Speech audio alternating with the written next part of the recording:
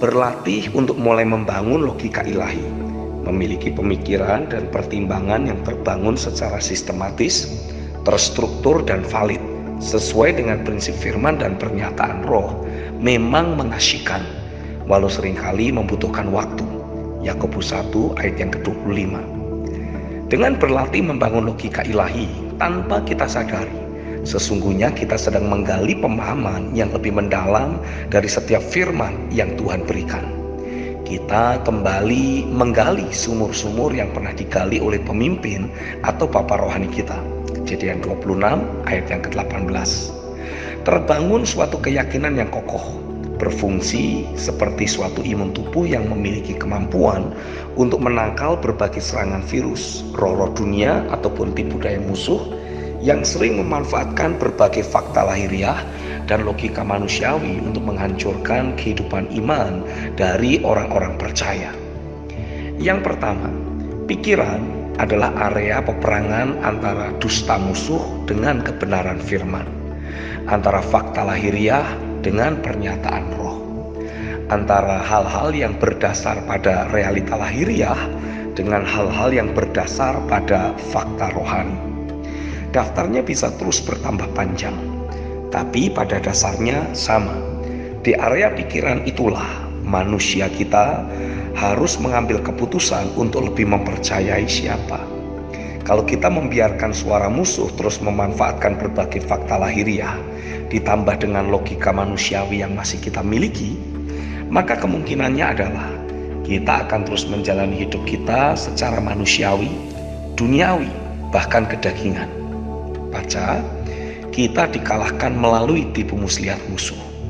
Tapi untuk kita memenangkan peperangan rohani yang ada dalam pikiran kita membutuhkan logika ilahi, suatu pemikiran atau pertimbangan yang bekerja secara sistematis, terstruktur dan valid, yang bersumber dari firman-Nya atau pernyataan rohnya, untuk menangkal semua senjata musuh yang mempergunakan berbagai fakta lahiriah dan logika manusiawi untuk memaksa kita terus hidup secara lahiriah, manusiawi, dan duniawi. Yang kedua, logika ilahi yang sudah terbangun dalam pikiran seseorang akan berfungsi sebagai benteng pertahanan yang menahan segala bentuk tipu muslihat iblis, sehingga tidak bisa bekerja dalam hidup orang yang bersangkutan.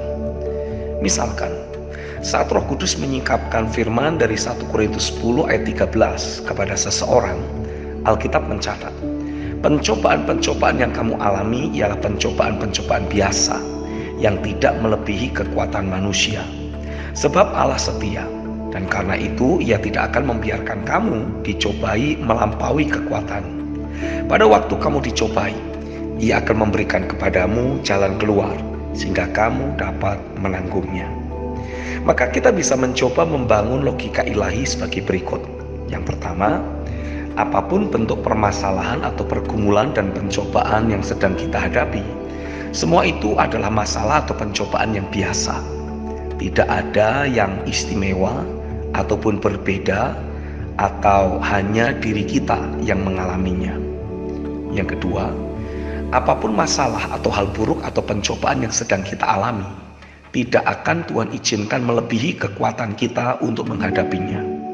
Jadi seberat apapun, sekompleks apapun, semua itu tetap masih dalam koridor batas kekuatan kita.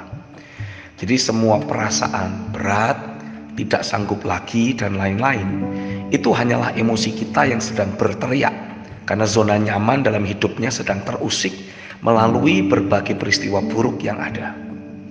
Yang ketiga, jaminan yang kita miliki bahwa kita pasti akan bisa keluar sebagai pemenang dalam mengatasi semua permasalahan atau tekanan dan pencobaan yang ada adalah kesetiaan Tuhan. Dia pasti sudah menyiapkan kekuatan ekstra, bahkan jalan keluar dari permasalahan yang ada. Dengan kita membangun jalan berpikir yang sistematis, terstruktur, dan valid sesuai dengan firman-Nya, seperti yang saya sebutkan di atas, tidak ada peluang untuk musuh jadi ikut menekan dan memperberat beban masalah yang ada dengan cara meracuni pikiran kita. Bukankah pada kenyataannya suatu masalah, beban hidup atau pencobaan jadi terasa lebih berat dalam hidup kita disebabkan karena perspektif atau sudut pandang dan jalan berpikir kita yang keliru. Ketika jalan berpikir kita dibenahi dan kita mulai melihat permasalahan yang sedang kita hadapi secara lebih objektif, seketika masalah yang awalnya terasa menekan tersebut jadi terasa lebih ringan atau mudah diselesaikan. Pastikan kita terus membedah berbagai prinsip firman dengan panduan membangun logika ilahi. A. Apa firman yang sedang Dia nyatakan kepada kita? B. Apa maksud yang sesungguhnya dari firman tersebut? C. Apa keterkaitan firman tersebut dalam hidup kita? Mulailah menghubung-hubungkan firman tersebut dalam kehidupan sehari-hari kita. Amin.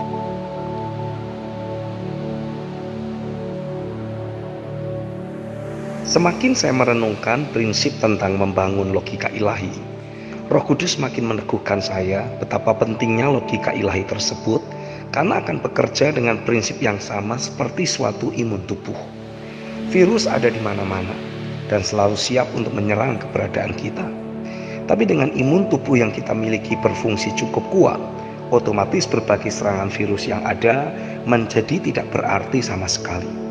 Virus rohani juga ada di mana-mana dan selalu berupaya memanfaatkan setiap peristiwa yang terjadi dalam hidup kita untuk menyerang dan mencemari hidup kita. Sadarkah Anda, di setiap peristiwa atau situasi yang kita hadapi, kecenderungan hati yang kita miliki pun jadi terekspos. Dari tereksposnya kecenderungan hati yang kita miliki, akan ada suatu pekerjaan roh-roh dunia yang berupaya masuk dan mencemari hidup orang yang bersangkutan. Tanpa terbangunnya suatu logika ilahi di area-area hidup yang sedang terbuka tersebut, dengan mudah pekerjaan roh-roh dunia akan menaburkan berbagai benih musuh dengan tujuan untuk mencemari atau merusak kehidupan iman dari orang percaya yang bersangkutan. Misalkan, terjadi suatu peristiwa buruk atau musibah dalam hidup orang percaya. Melalui peristiwa buruk yang ada, roh-roh dunia akan langsung berupaya menaburkan berbagai pemikiran yang membuat orang percaya yang bersangkutan jadi meragukan kasih dan kesetiaan Bapa. Pemikiran-pemikiran seperti, mengapa hal ini sampai terjadi atasku? Bukankah aku selama ini sudah setia, sudah sungguh-sungguh melayani? Mengapa Tuhan membiarkan hal ini terjadi atasku? Dan lain-lain. Distraction yang berasal dari roh-roh dunia sanggup membuat kehidupan orang percaya jadi goyah atau tidak bertumbuh secara normal. Seandainya sudah terbangun logika ilahi dalam hidup orang percaya, meski ada suatu permasalahan atau musibah yang terjadi, logika ilahi yang sudah terbangun akan langsung bekerja. Semua peristiwa buruk ini Tuhan izinkan untuk kebaikanku, karena aku mencintai Dia. Saya yakin tujuan Tuhan mengizinkan terjadinya hal buruk dalam hidupku adalah demi untuk mengekspos area hidupku yang masih belum akurat. Musuh berencana untuk menghancurkan diriku, tapi dalam kedaulatan dan kesetiaannya, Dia justru membalikkan rancangan jahat musuh untuk menjadi kebaikan bagi diriku. Sumber logika ilahi dari kitab 1 Korintus 10 ayat 13. Dengan terbangunnya berbagai logika ilahi yang menolong kita untuk berpikir secara struktural, sistematis, dan valid sesuai dengan firman, kehidupan sehari-hari kita jadi tidak mudah digoncang atau didistrak oleh si jahat yang selalu memanfaatkan berbagai peristiwa buruk yang mungkin sedang terjadi dalam hidup kita. Virus memang selalu ada di mana-mana atau di sekeliling kita. Tapi dengan kekuatan imun tubuh yang kita miliki cukup kuat, berbagai serangan virus yang ada tidak akan berpengaruh sama sekali. Amin.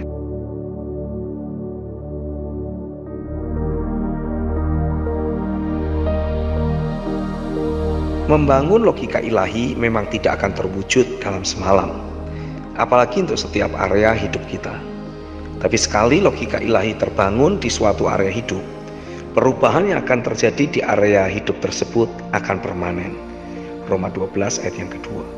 Pembaharuan akal budi, proses pembangunan logika ilahi adalah merupakan proses transformasi kehidupan. Dari kata Yunani metamorfo, suatu perubahan yang sifatnya bertahap tapi permanen. Mulailah melatih kebiasaan berpikir yang sistematis, terstruktur, dan valid sesuai dengan firman. Iblis selalu mempergunakan tipu daya atau hoax untuk meracuni kehidupan orang-orang percaya yang culun atau naif dan tidak memiliki logika ilahi.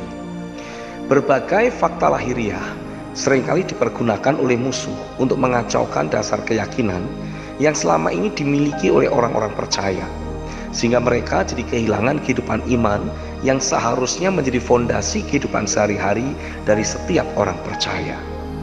Alasan Tuhan mengizinkan orang percaya masih menghadapi berbagai benturan antara fakta lahiriah atau sehari-hari dengan kebenaran firman adalah karena memang dunia ini sudah dicemari oleh dosa, sehingga selalu bertentangan dengan kebenaran firman-Nya. Tapi sesungguhnya alasan paling fondasional adalah karena Tuhan berkeinginan untuk mengubahkan dunia ini melalui kehidupan orang-orang percaya yang Ia miliki. Di saat orang percaya menghadapi kontradiksi antara fakta lahiriah dengan kebenaran firman, Tuhan justru sedang memposisikan orang percaya tersebut untuk bisa menjadi alatnya yang bakal Dia pakai guna mengubahkan fakta lahiriah yang ada jadi selaras atau sesuai dengan firman yang sudah Ia perkatakan dalam hidup sang orang percaya tersebut. Jangan biarkan tipu daya atau hoax musuh terus memperdaya diri kita. Jika iblis mulai melancarkan tipu daya atau hoaxnya dalam pikiran kita, cernalah terlebih dahulu sebelum menelannya bulat-bulat. Cernalah secara objektif dengan mempergunakan firman dan keberadaan Tuhan sebagai patokan. Misalkan, kita baru saja menghadapi suatu tantangan hidup. Ada beberapa peristiwa buruk yang kita alami. Biasanya iblis akan langsung melancarkan serangan tipu dayanya. Dia akan mempergunakan berbagai perasaan negatif untuk mempertegas berbagai pemikiran yang tidak akurat yang sedang Dia lepaskan atas hidup kita. Seperti misalkan, wah, saya sudah tidak kuat menghadapi ini semua. Atau, mengapa Tuhan izinkan hal ini terjadi atasku?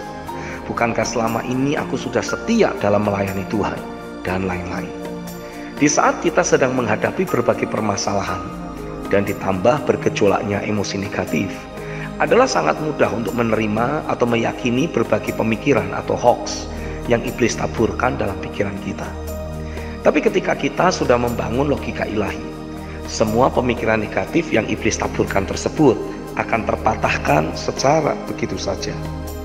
Dari prinsip firman dalam 1 Korintus 10 ayat yang ke-13, kita mengetahui dengan pasti. Yang pertama, tidak ada satupun permasalahan hidup yang Tuhan izinkan terjadi dalam hidup kita yang akan jadi tidak terkendali dan melebihi kekuatan kita untuk menanggungnya.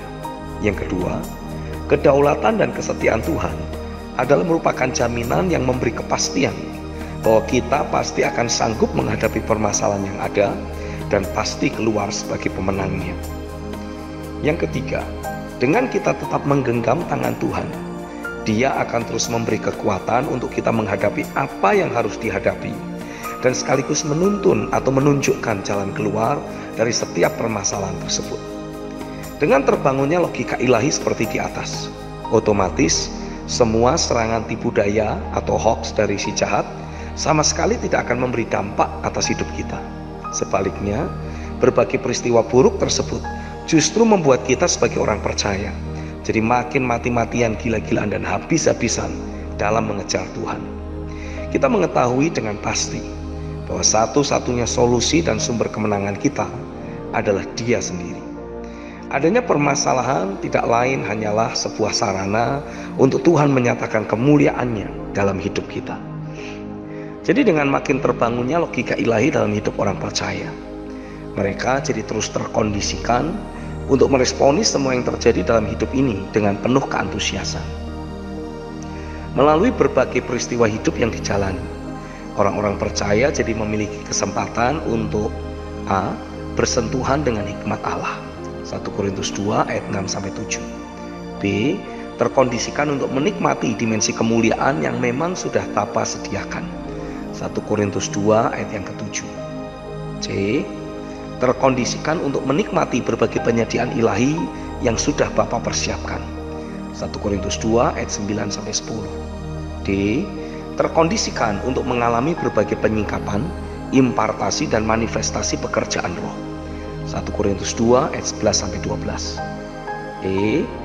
terkondisikan untuk mengalami partnership dengan pribadi Roh Kudus. 1 Korintus 2 ayat 13. F. Terkondisikan untuk hidup sebagai manusia batiniah yang tinggal di tubuh lahiriah ini. 1 Korintus 2 ayat 14. G. Terkondisikan untuk hidup secara berbeda, diistimewakan oleh Tuhan sendiri.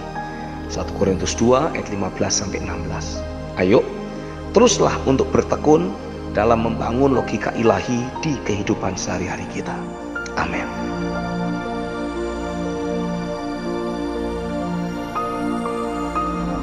Berada dalam perjalanan panjang di atas pesawat membuat saya memiliki banyak kesempatan untuk merenungkan perjalanan hidup atau pelayanan sampai sejauh ini. Ada beberapa butir pemikiran yang saya peroleh. Yang pertama, semua adalah karena anugerahnya. Saya mendapati untuk kita mengalami pekerjaan tangan Tuhan dan menikmati realita dari firman dan rohnya, semua adalah merupakan wujud dari kedaulatan kuasa dan anugerahnya. Kita bukanlah siapa-siapa sebelum diambil dan dipilih oleh tangan Tuhan. Dan melalui berbagai proses pekerjaan firman dan roh, Tuhan menempatkan kita untuk menjadi partner kerjanya di bumi ini. Menerima kepercayaan untuk membawa dan membagikan pesan kerajaan saja sudah merupakan suatu anugerah dengan takaran yang lain lagi. Dan sekarang Tuhan justru memakai untuk membangun pesan kerajaan tersebut menjadi real di dalam kehidupan jemaat atau anak-anak rohani. Wow, buat saya itu sebuah kehormatan yang luar biasa yang diberikan oleh Sang Raja. Jadi pastikanlah bagi kita yang sudah alami karya pekerjaan firman dan roh hingga sejauh ini, kita terus belajar bertanggung jawab dengan takaran anugerah yang sudah Dia percayakan ke dalam hidup kita tersebut, dengan cara memastikan terjadinya duplikasi dari pekerjaan firman dan roh yang sama seperti yang sudah terjadi dalam hidup kita untuk terjadi juga dalam kehidupan jemaat atau orang-orang yang berinteraksi dengan diri kita. Yang kedua, teruslah membawa cetakan firman dan roh dalam pelayanan maupun dalam kehidupan sehari-hari kita. Roh Kudus membawa saya untuk merenungkan atau melihat berbagai transformasi dan metamorfosis kehidupan yang saya alami hingga sejauh ini. Dari seorang anak remaja pemalu yang memberi diri untuk menjawab panggilan pelayanan Tuhan atas hidupnya, hingga sekarang Tuhan percayai untuk mengayomi atau membapai beberapa hamba Tuhan bersama dengan jemaat yang mereka pimpin. Saya dibawa oleh roh untuk mengenali bagaimana level kehidupan yang baru, yang lebih tinggi. Mulai saya masuki, setiap kali saya alami penyingkapan tentang jati diri saya yang sesungguhnya di dalam Kristus. Setiap kali Roh Kudus berhasil meyakinkan saya tentang keberadaan saya yang sesungguhnya di dalam Kristus, saya mendapati itulah momen Dia memposisikan saya untuk menerima mandat yang baru dari Dia. Roh membawa saya memasuki fase yang baru dalam hidup dan pelayanan saya. Ada masa-masa di mana roh-roh dunia seperti bekerja ekstra keras dalam hidup saya, demi untuk memastikan saya terus hidup atau melayani dengan mengikuti pola dunia ini.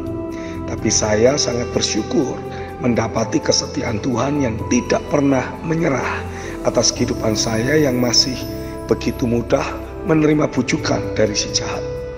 Melalui firman dan rohnya, Dia terus menekan hidup saya agar orang banyak bisa mengenali adanya sidik jari tangan Tuhan di dalam kehidupan sehari-hari saya. Yang ketiga, teruslah memiliki passion terhadap rumahnya dan umatnya. Beri diri kita untuk memenuhi apa yang masih kurang, yang ingin Dia tambahkan untuk rumah dan umatnya. Saya teringat bagaimana Tuhan mulai memberikan anugerahnya dalam hidup atau pelayanan saya. Dimulai dari munculnya rasa tidak puas atas apa yang sedang terjadi atas rumahnya atau umatnya. Di saat saya merasakan adanya kebutuhan dari umat Tuhan ataupun rumah Tuhan untuk selalu alami manifestasi realita kehadiran Tuhan. Karena selama ini saya merasakan bagaimana ibadah sudah jadi sangat agamawi, kering dan hambar, jauh dari realita hadirat Tuhan. Saya mulai berdoa, mencari wajah Tuhan, berseru-seru, memohon untuk Tuhan melawat umatnya dan memenuhi rumahnya dengan kemuliaannya. Saya mulai mendapati bagaimana doa-doa yang saya naikkan mulai mengubah kehidupan saya sendiri. Saya jadi mulai merasakan hati Tuhan untuk umat dan rumahnya. Di masa-masa itulah Roh Kudus terus menyingkapkan isi hati Bapa, dan pada saat yang sama memenuhi batin saya dengan kehidupan dan kasih ilahinya. Dia mempersiapkan keberadaan saya sebelum mulai mengutus saya untuk menjadi saluran dari kasih dan kemuliaannya. Saya mendapati keberadaan gereja Tuhan atau tubuh Kristus menjadi tidak sama lagi di bawah Tuhan, memasuki babak baru dalam kerajaannya saat jemaat PCC dilahirkan. Ada banyak hal yang saya renungkan, dan semua itu membuat saya bersyukur atas karyanya dalam hidupku. Mazmur pasal yang ke-25 ayat 12-14 mencatat, siapakah orang yang takut akan Tuhan? Kepadanya Tuhan menunjukkan jalan yang harus dipilihnya. Orang itu sendiri akan menetap dalam kebahagiaan, dan anak cucunya akan mewarisi bumi. Tuhan berkaul karib dengan orang yang takut akan Dia, dan perjanjiannya diberitahukannya kepada mereka. Amin. Saya Stephen Agustinus. God bless you. Mari dapatkan renungan harian Pastor Stephen Agustinus yang akan membangkitkan dan menyegarkan roh Anda dengan cara mengetik nama, kota, dan nomor WhatsApp Anda. Kirim ke nomor 0888 6132 106. Kami ulangi di 0888 6132 106. Tuhan itu nyata dan Dia masih terus bekerja.